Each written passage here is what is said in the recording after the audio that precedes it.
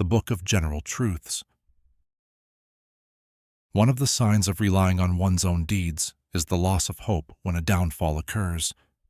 Your desire for isolation, even though God has put you in the world to gain a living, is a hidden passion. And your desire to gain a living in the world, even though God has put you in isolation, is a come-down from lofty aspiration. Antecedent intentions cannot pierce the walls of predestined decrees. Wrest yourself from self-direction, for what someone else has carried out on your behalf, you must not yourself undertake to do it. Your striving for what has already been guaranteed to you and your remissness in what is demanded of you are signs of the blurring of your intellect. If in spite of intense supplication, there is delay in the timing of the gift, let that not be the cause for your despairing. For He has guaranteed you a response in what He chooses for you, not in what you choose for yourself, and at the time He desires, not the time you desire. If what was promised does not occur, even though the time for its occurrence had been fixed, then that must not make you doubt the promise. Otherwise, your intellect will be obscured and the light of your innermost heart extinguished. If He opens a door for you, thereby making Himself known, pay no heed if your deeds do not measure up to this. For, in truth, He has not opened it for you, but out of a desire to make Himself known to you. Do you not know that He is the one who presented the knowledge of Himself to you, whereas you are the one who presented Him with deeds? What a difference between what He brings to you and what you present to Him. Actions differ because the inspirations of the states of being differ. Actions are lifeless forms, but the presence of an inner reality of sincerity within them is what endows them with life-giving spirit. Bury your existence in the earth of obscurity, for whatever sprouts forth, without having first been buried, flowers imperfectly. Nothing benefits the heart more than a spiritual retreat wherein it enters the domain of meditation. How can the heart be illumined while the forms of creatures are reflected in its mirror? Or how can it journey to God while shackled by its passions? Or how can it desire to enter the presence of God while it has not yet purified itself of the stain of forgetfulness? Or how can it understand the subtle points of mysteries while it has not yet repented of its offenses? The universe is all darkness. It is illumined only by the manifestation of God in it. Whoever sees the universe and does not contemplate Him in it, or by it, or before it, or after it, is in need of light and is veiled from the sun of gnosis by the clouds of created things. That which shows you the existence of His omnipotence is that He veiled you from Himself by what has no existence alongside of Him.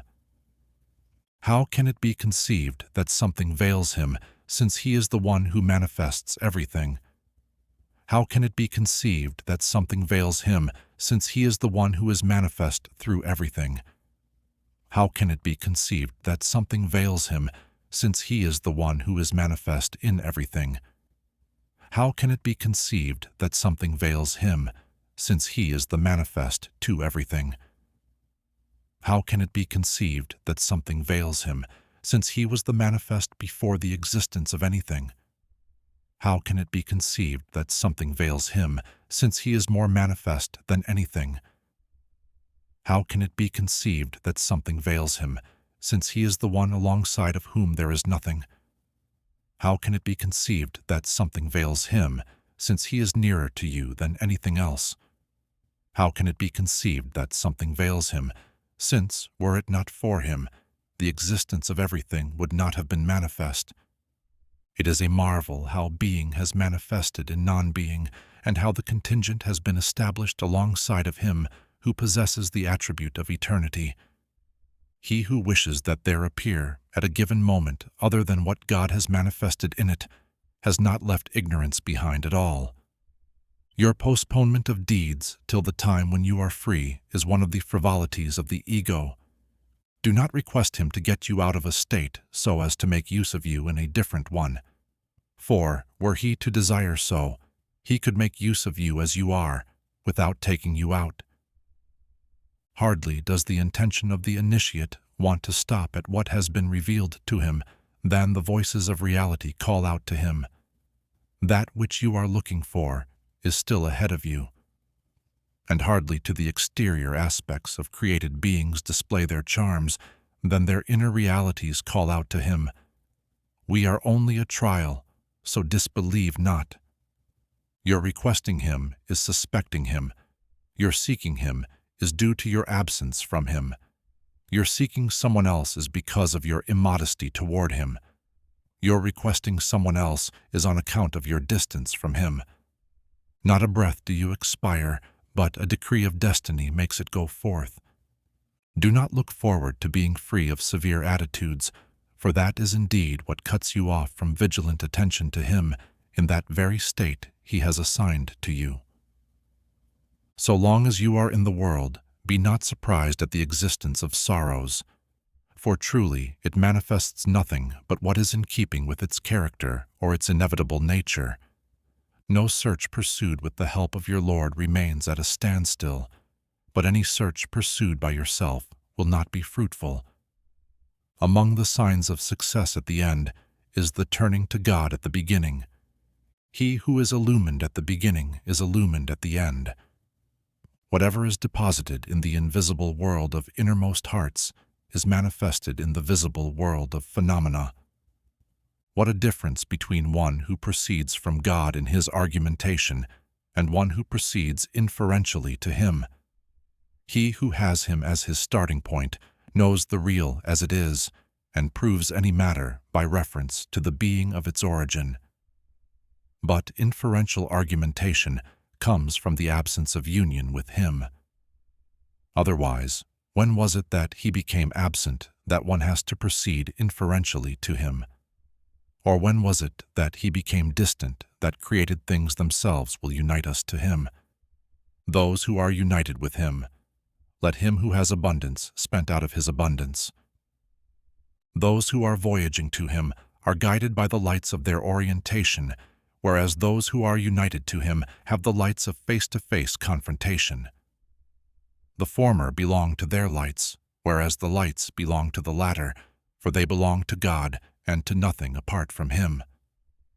Say, God. Then leave them rambling in their vain talk.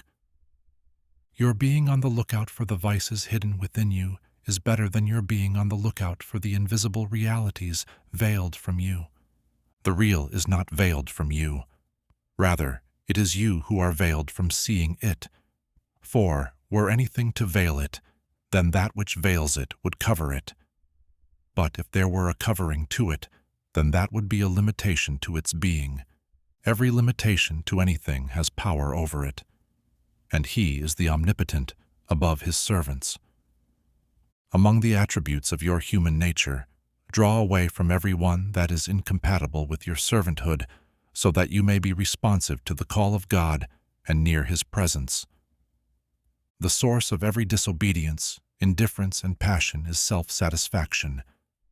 The source of every obedience, vigilance, and virtue is dissatisfaction with one's self. It is better for you to keep company with an ignorant man dissatisfied with himself than to keep company with a learned man satisfied with himself. For what knowledge is there in a self-satisfied scholar, and what ignorance is there in an unlearned man dissatisfied with himself?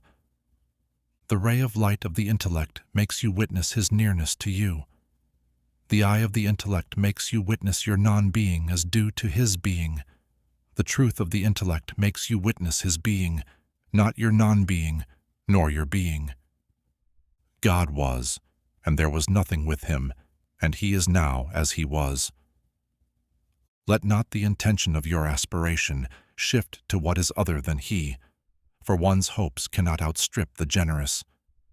Appeal to no one but him to relieve you of a pressing need that he himself has brought upon you. For how can someone else remove what he has imposed? And how can he who is unable to free himself of a pressing need free someone else of one? If you have not improved your thinking of him because of his ineffable nature, improve it because of his treatment of you. For has he accustomed you to anything but what is good? And has he conferred upon you anything but his favors? How astonishing is he who flees from what is inescapable and searches for what is evanescent. For surely it is not the eyes that are blind, but blind are the hearts which are in the chests. Travel not from creature to creature, otherwise you will be like a donkey at the mill. Round about he turns, his goal the same as his departure. Rather, go from creatures to the Creator, and that the final end is unto thy Lord. Consider the prophet's words. Therefore, he whose flight is for God and his messenger, then his flight is for God and his messenger. And he whose flight is for worldly gain or marriage with a woman, then his flight is for that which he flees to. So understand his words and ponder this matter if you can. And peace on you. Do not keep company with anyone whose state does not inspire you and whose speech does not lead you to God. You might be in a bad state. Then, associating with one who is in a worse state, you see virtue in yourself. No deed arising from a renouncing heart is small, and no deed arising from an avaricious heart is fruitful. Good works are the result of good states. Good states arise from the stations wherein abide those who have spiritual realization. Do not abandon the invocation, because you do not feel the presence of God therein. For your forgetfulness of the invocation of Him is worse than your forgetfulness in the invocation of Him. Perhaps He will take you from an invocation with forgetfulness to one with vigilance, and from one with vigilance to one with the presence of God, and from one with the presence of God to one wherein everything but the invoked is absent. And that is not difficult for God. A sign of the heart's death is the absence of sadness over the acts of obedience you have neglected and the abandonment of regret over the mistakes you have made. Let no sin reach such proportions in your eyes that it cuts you off from having a good opinion of God, for indeed, whoever knows his Lord considers his sin as paltry next to his generosity. There is no minor sin when his justice confronts you, and there is no major sin when his grace confronts you. No deed is more fruitful for the heart than the one you are not aware of and which is deemed paltry by you. He only made an inspiration come upon you so that you would go to him. He made an inspiration come upon you so as to get you out of the grip of severe attitudes and free you from bondage to created things. He made an inspiration come upon you so as to take you out of the prison of your existence into the unlimited space of your contemplation. Lights are the riding mounts of hearts and of their innermost centers. Light is the army of the heart, just as darkness is the army of the soul. So when God wishes to come to the help of his servant, he furnishes him with armies of lights and cuts off from him the reinforcements of darkness and severe attitudes. Insight belongs to light, discernment to the intellect, and both progression and retrogression belong to the heart. Let not obedience make you joyous because it comes from you, but rather be joyous over it because it comes from God to you. Say, in the grace of God and in his mercy, in that they should rejoice. It is better than that which they hoard. He prevents those who are voyaging to him from witnessing their deeds, and those who are united with him from contemplating their states. He does that for the voyagers, because they have not realized sincerity toward God in those works, and he does that for those united with him, because he makes them absent from contemplating those states by contemplating him. Were it not for the seeds of ambitious desire, the branches of disgrace would not be lofty. Nothing leads you so much like suspicion. In your despairing you are a free man, but in your coveting you are a slave. Whoever does not draw near to God as a result of the caresses of love is shackled to him with the chains of misfortune. Whoever is not thankful for graces runs the risk of losing them, and whoever is thankful fetters them with their own cords. Be fearful lest the existence of his generosity toward you and the persistence of your bad behavior toward him not lead you step by step to ruin. We shall lead them to ruin, step by step from whence they know not. It is ignorance on the part of the novice to act improperly, and then, his punishment having been delayed, to say, if this had been improper conduct, he would have shut off help and imposed exile. Help could be withdrawn from him without his being aware of it, if only by blocking its increase. And it could be that you are made to abide at a distance without your knowing it, if only by his leaving you to do as you like. If you see a servant whom God has made to abide in the recitation of litanies and prolonged his help therein, do not disdain what his Lord has given him on the score that you do not detect the signs of Gnostics on him, nor the splendor of God's lovers. For had there been no inspiration, there would have been no litany. God makes some people remain in the service of him, and he singles out others to love him. All do we aid, these as well as those, out of the bounty of thy Lord, and the bounty of thy Lord is not limited. It is rare that divine inspirations come except suddenly, and this so that they be protected from servants claiming them by virtue of the existence of receptivity on their part.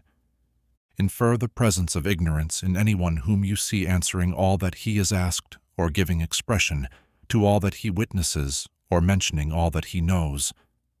He made the hereafter an abode to reward his believing servants only because this world cannot contain what he wishes to bestow upon them, and because he deemed their worth too high to reward them in a world without permanence. Whoever finds the fruit of his deeds coming quickly has proof of the fact of acceptance. If you want to know your standing with him, look at the state he has put you in now. When he gives you obedience, making you unaware of it because of him, then know that he has showered you liberally with his graces, both inwardly and outwardly. The best that you can seek from him is that which he seeks from you. One of the signs of delusion is sadness over the loss of obedience, coupled with an absence of resolve to bring it back to life. The Gnostic is not one who, when making a symbolic illusion, finds God nearer to himself than his symbolic illusion. Rather, the Gnostic is the one who, because of his self-extinction in his being and self-absorption in contemplating him, has no symbolic illusion.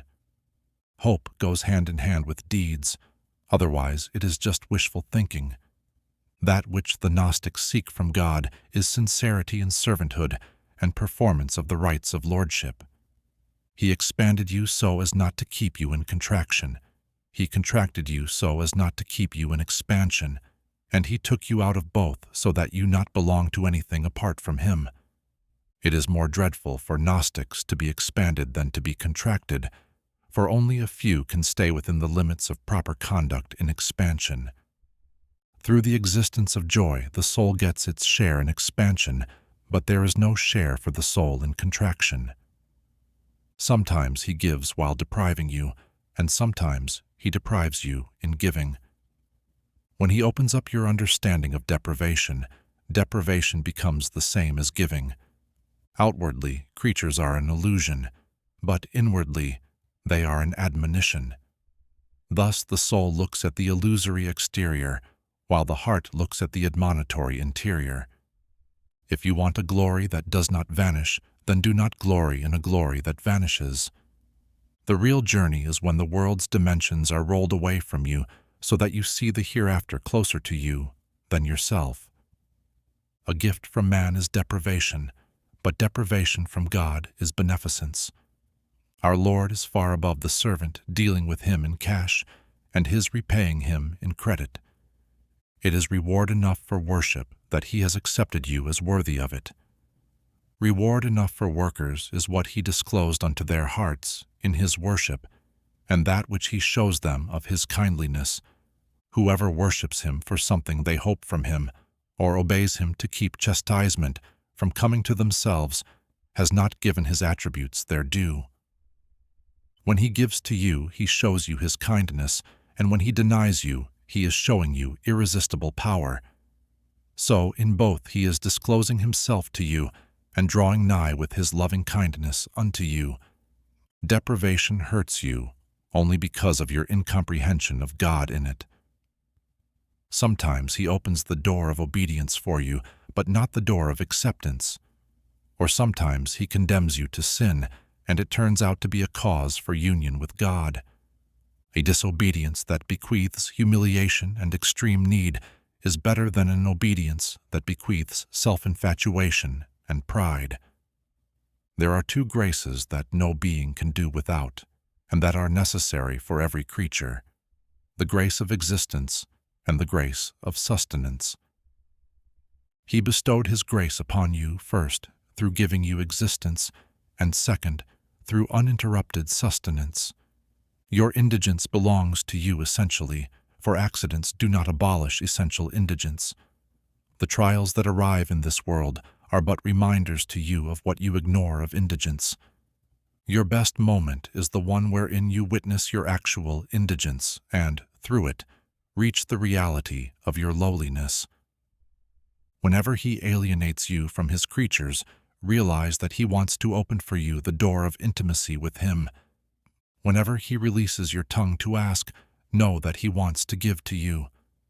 The duress of the Gnostic never departs, and he finds no rest in anything but God. He has illumined outward appearances with the lights of his created vestiges, and illumined inmost hearts with the lights of his attributes. This is why the lights of created vestiges set at night, but the lights of hearts and inmost souls never set, and why it has been said, "The daytime sun goes down at night, but the sun of Gnostic hearts never goes down."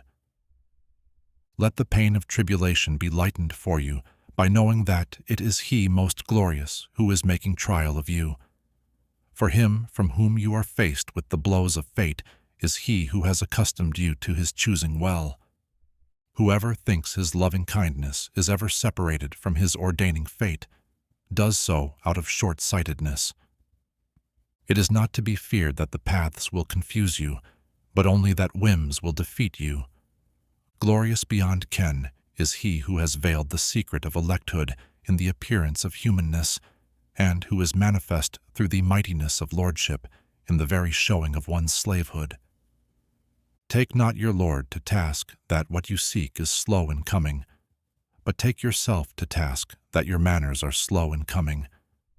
Whenever he makes you obedient outwardly to his command and bestows you surrender inwardly to his irresistible power, he has shown you largesse beyond thanking. Not everyone truly of the elect has yet been freed of shortcomings. Only the ignorant man scorns the recitation of litany. Inspiration is to be found in the hereafter, while the litany vanishes with the vanishing of this world. But it's more fitting to be occupied with something for which there is no substitute. The litany is what he seeks from you. The inspiration is what you seek from him. What comparison is there between what he seeks from you and what you seek from him? The arrival of sustenance is in accordance with receptivity, while the raying out of lights is in accordance with the purity of the innermost being. When the forgetful man gets up in the morning, he reflects on what he is going to do, whereas the intelligent man sees what God is doing with him. The devotees and ascetics are alienated from everything only because of their absence from God in everything. Had they contemplated him in everything, they would not have been alienated from anything. He commanded you in this world to reflect upon his creations, but in the hereafter he will reveal to you the perfection of his essence. When he knew that you would not renounce him, he made you contemplate that which issues from him. Since God knows the occurrence of weariness on your part, he has varied the acts of obedience for you. And since he knows of the occurrence of impulsiveness in you, he has limited them to specific times, so that your concern be with the performance of ritual prayer, not with the existence of the ritual prayer. Not everyone who prays performs well. Ritual prayer is a purification for hearts and an opening up of the door of the invisible domains. Ritual prayer is the place of intimate conversations and a mine of reciprocal acts of purity, wherein the regions of the innermost being are expanded and the rising gleams of light shine forth. He knows of the existence of weakness in you. So he made the number of ritual prayers small, and he knew of your need of his grace, so he multiplied their fruitful results. When you seek recompense for a deed, the reality of sincerity in it is demanded of you in return.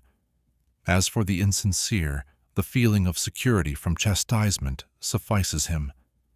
Do not seek recompense for a deed whose doer was not you. It suffices you as recompense for the deed that he accepts it. When he wants to show his grace to you, he creates states in you and attributes them to you. Were he to make you go back to yourself, there would be no end to the reasons for blaming you, and were he to manifest his beneficence toward you, there would be no end to the reasons for praising you. Cling to the attributes of his lordship and realize the attributes of your servanthood. He has prohibited you from claiming for yourself, among the qualities of created beings, that which does not belong to you. So would he permit you to lay claim to his attribute, he who is the Lord of the universe. How can the laws of nature be ruptured for you so that miracles result, while you, for your part, have yet to rupture your bad habits? The point at issue is not the fact of searching. Rather, the point at issue is that you be provisioned with virtuous conduct. Nothing pleads on your behalf like extreme need, nor does anything speed gifts to you quicker than lowliness and want. If you were to be united with him only after the extinction of your vices and the effacement of your pretensions, you would never be united with him. Instead, when he wants to unite you to himself, he covers your attribute with his attribute and hides your quality with his quality. And thus he unites you to himself by virtue of what comes from him to you, not by virtue of what goes from you to him. Were it not for the kindliness of his veiling, no deed would be worthy of acceptance.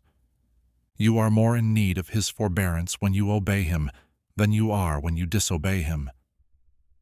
Veiling is of two kinds, veiling of disobedience and veiling in it.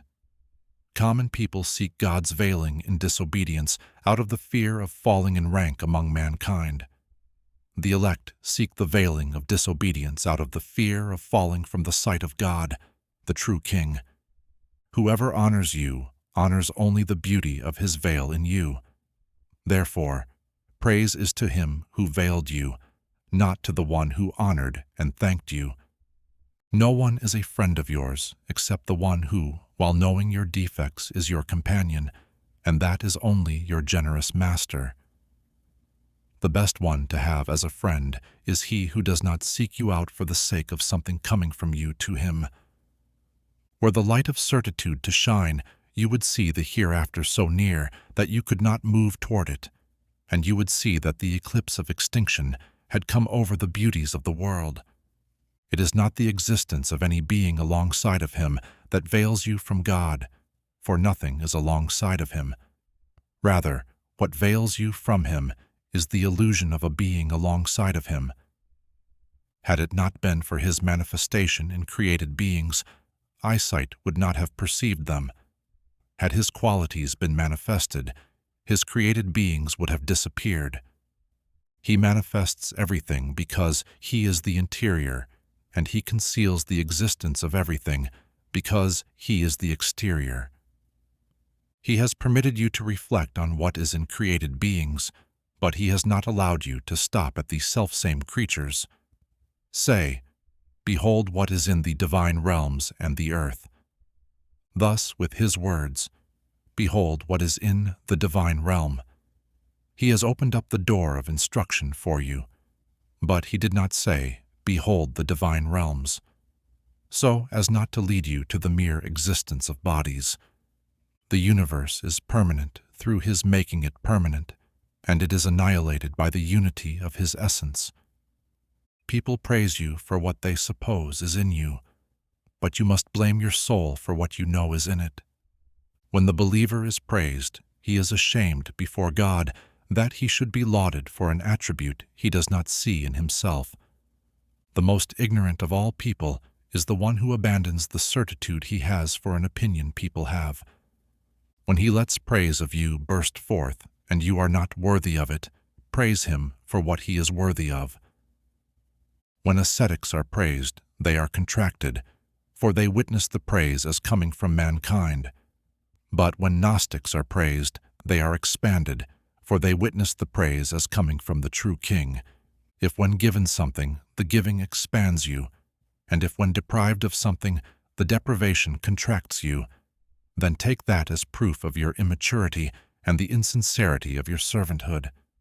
When a sin is committed by you, do not let it make you despair of attaining uprightness with your Lord, for that one may the last ever destined for you to commit.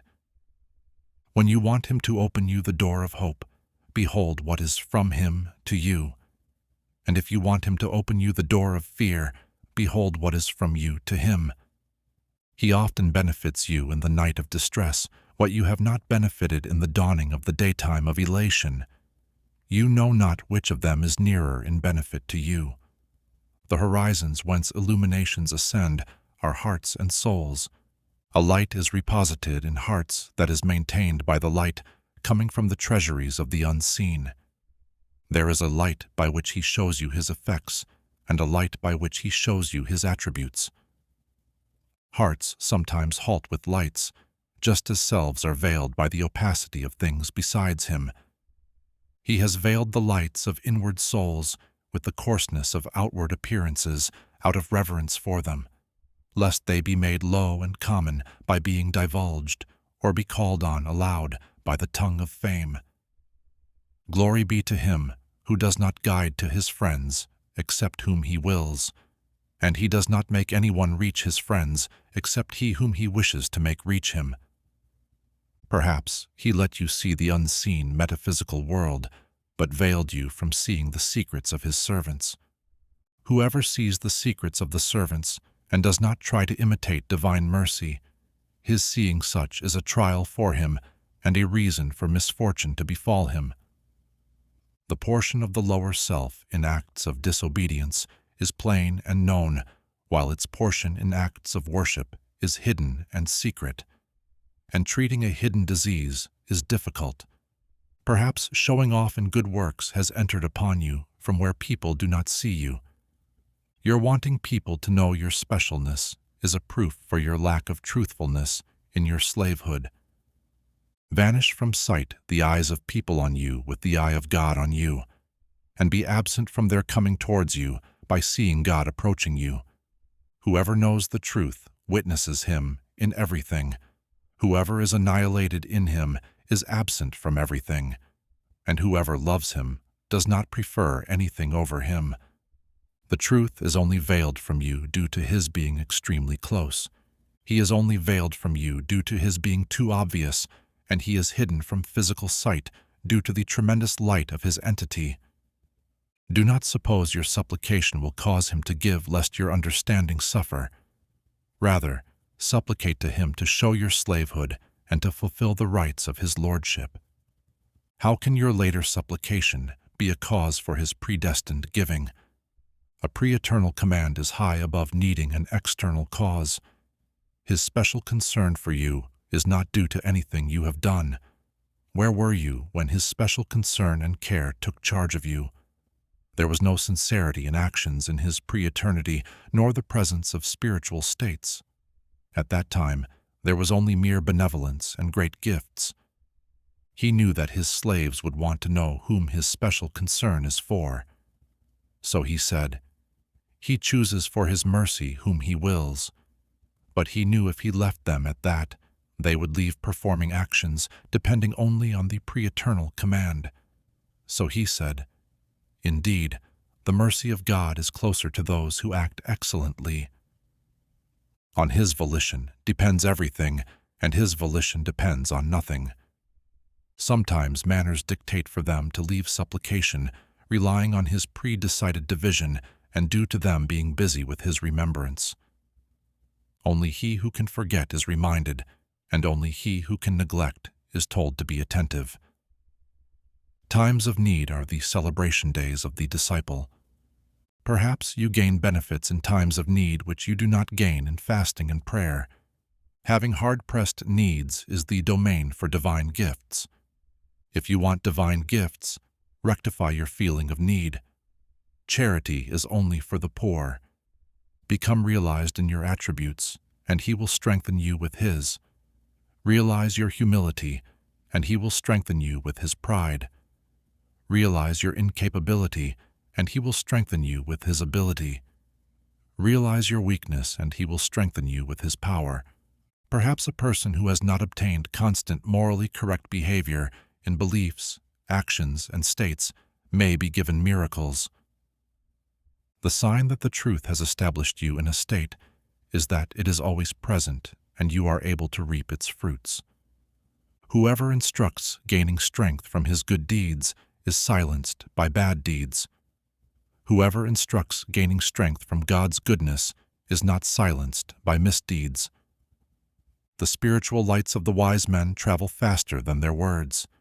Wherever the light falls, their understanding is reached. Every statement spoken has a covering describing the heart of the one uttering. Whoever has permission to instruct, his explanations are understood by the ears of people, and his allusions appear to them lofty. Perhaps spoken higher realities appear with a loss of light if you do not have permission to express them. Their explanations are from sudden overflowing states or for guiding a disciple. The former happens to the beginners, and the later is for the well-established and realized. Spiritual instruction is nourishment for the listeners, and you will not get except that which you are ready to imbibe. Sometimes the beginner describes a station of which he only has had a small taste, and sometimes the advanced describes it after having in it realization, and only the one with insight can distinguish.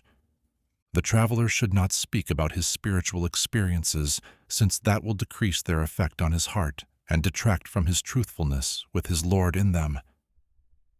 Do not stretch your hand to take something from people unless you see that the giver through them is your master.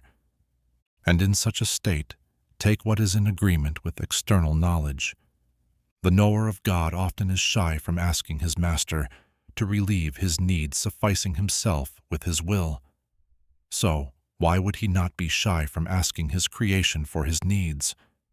When you are confused about two matters, follow the one harder for the lower self, for only the rightful duty seems hard for it.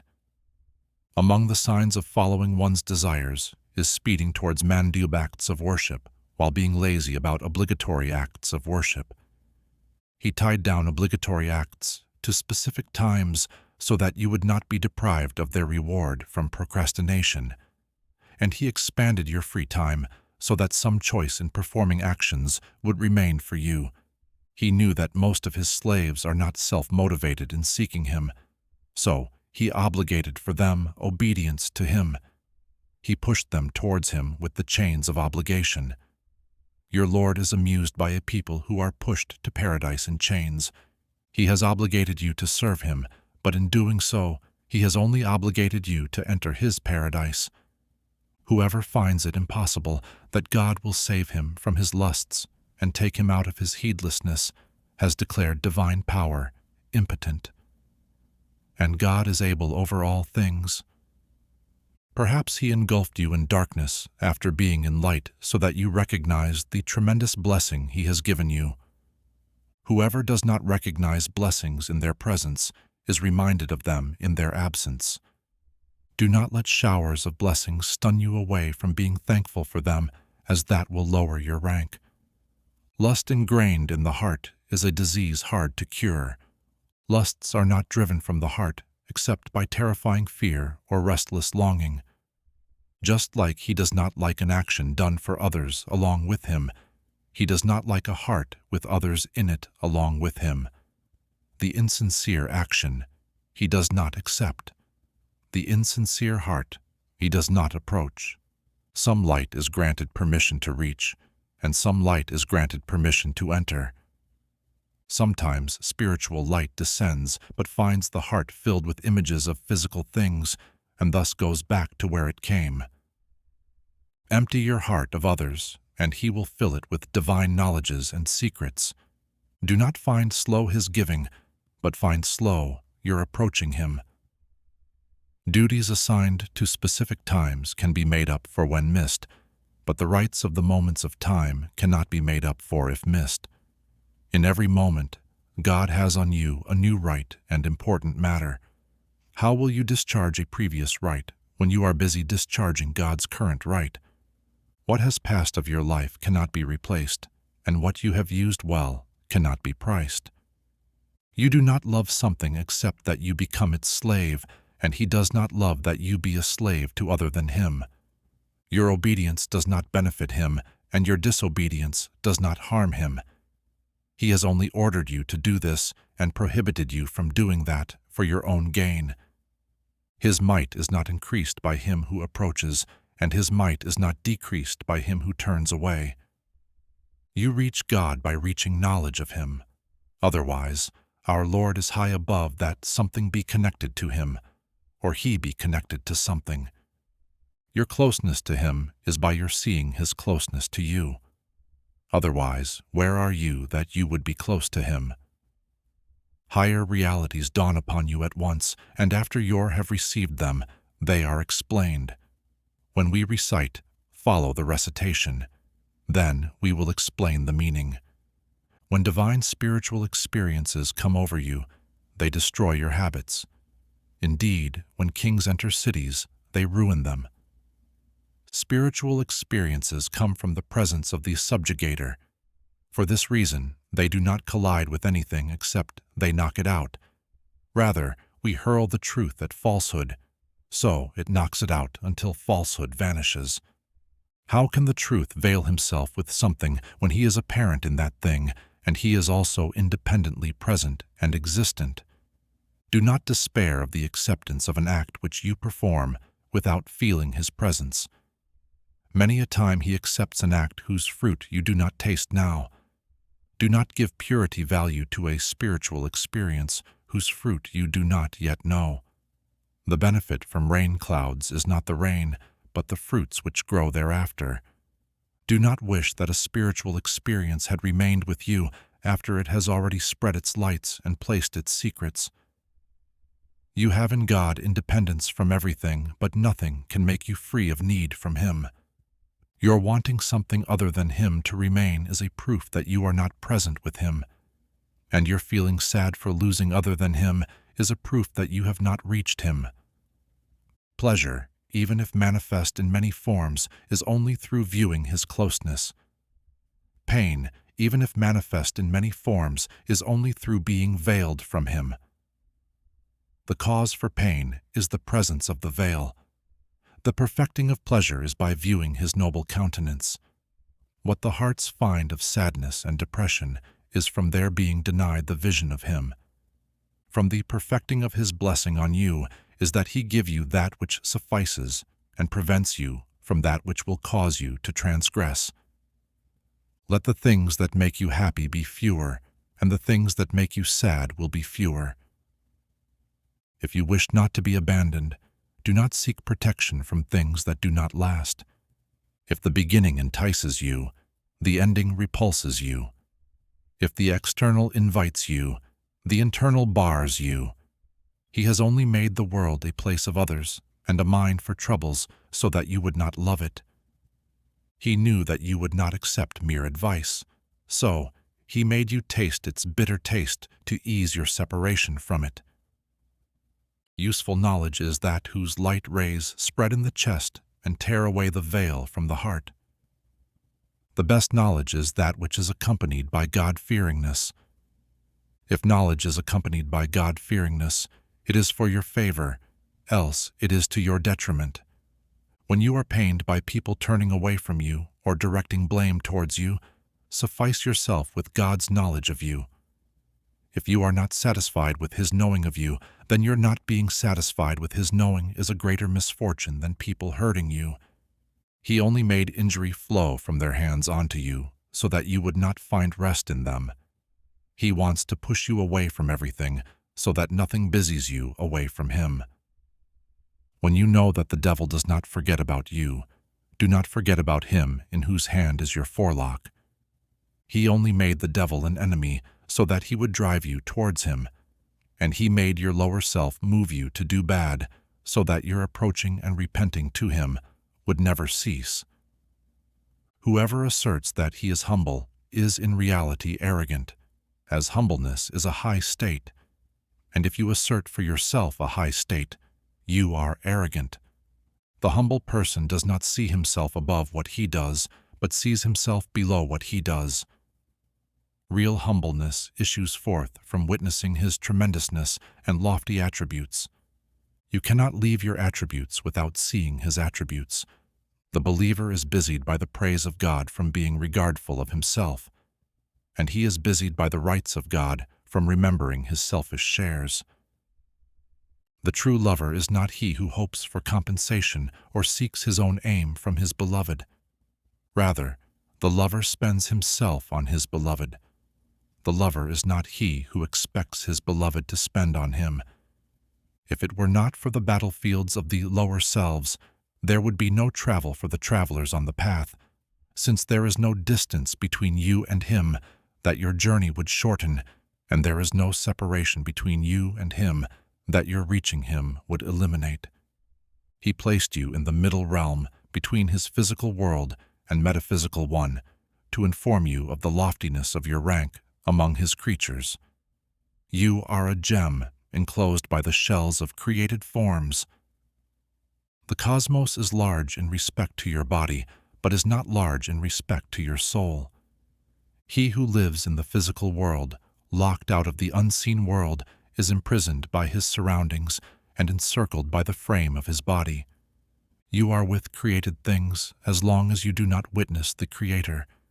When you witness him, created things are with you. It is not necessary that specialness entails one has no rough human characteristics. Specialness is like the light of the sun filling the horizon, whereas the horizon has no light in itself. Sometimes he takes away the trait of specialness from you and makes you return to your rough human limits. Thus, the light of day is not from you and does not belong to you. Rather, it is merely being put over you. His actions point to his names.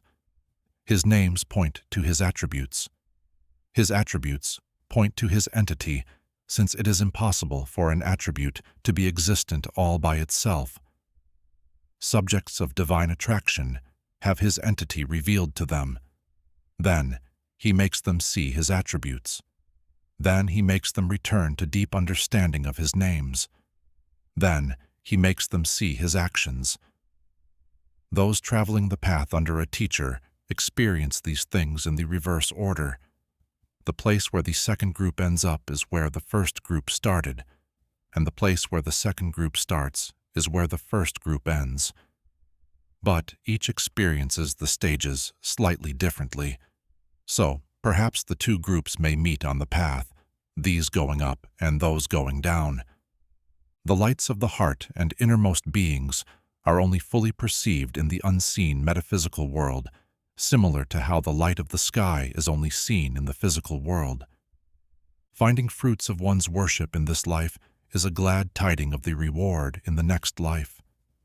How can you ask for a reward for the action he has bestowed on you? How can you request reward for the truthfulness he has given you? For some, their spiritual lights precede their remembrances. For others, their remembrances precede their spiritual lights. For others yet, their remembrances and spiritual lights occur together. Still others have no spiritual lights nor any remembrances, and we seek refuge with God from that. Some people perform remembrance to gain an illumined heart. Other people gain an illumined heart and as result perform remembrance.